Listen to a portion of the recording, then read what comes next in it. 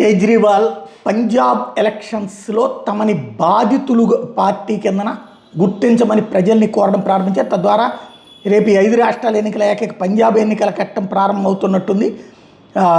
BJP తన చర్యలతో మరోసారి పంజాబీలను గట్టి దెబ్బ కొట్టిందంటూ ఎక్స్ వేదికగా పోస్ట్ చేశారు.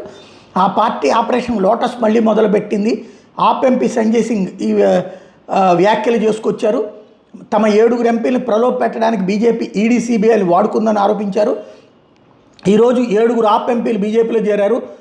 తమను మోసం చేసిన వాళ్ళని ప్రజలు ఎప్పటికీ క్షమించరు. పంజాబ్ ప్రజలు రాఘవ్ చడ్డాని పార్టీ ఎమ్మెల్యే ఎంపీని చేసింది. పార్టీ అంటే రాఘవ్ చడ్డాని ఆమ్ ఆద్మీ పార్టీ ఎమ్మెల్యేని చేసింది, ఒకప్పుడు ఎంపీని చేసింది. పంజాబ్ ప్రజలు సందీప్ పాఠక్ని ప్రేమతో రాజ్యసభకు పంపారు.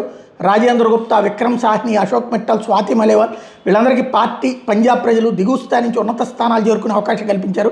వాళ్ళ ఆశీస్సుల వల్లనే హర్భజన్ సింగ్ కూడా పార్లమెంట్లో అడుగుపెట్టే అవకాశం లభించింది. కానీ 7 రాష్ట్ర ప్రజలకు వెన్నుపోటు పొడిచారు అంటూ అటు కేజ్రీవాల్ ఇటు సంజయ్ సింగ్ ఆగ్రహం వ్యక్తం చేశారు. ఇప్పుడు సంజయ్ సింగే నాయకత్వం వహిస్తాడనుకుంటా రాజ్యసభలో వాళ్ళ పార్టీకి. రాజ్యసభలో తమ పార్టీ ఉపనేతగా ఉన్న రాఘవ్ చద్దా మీద ఆమ్ ఆద్మీ పార్టీ వేటు వేయడం, ఆ హోదాలో మరో ఎంపీ అశోక్ మిత్తల్ నియమించిన తర్వాతన జరిగినటువంటి పరిణామం. ఇది ఆమ్ ఆద్మీ పార్టీ వ్యూహాత్మక తప్పిదం అనాలా, లేకపోతే వీళ్ళ వ్యూహాత్మక తిరుగుబాటు అనాలా, లేదా బీజేపీ ఆడిన గేమ్ అనాలా? ఎవరిష్టం వాళ్ళది.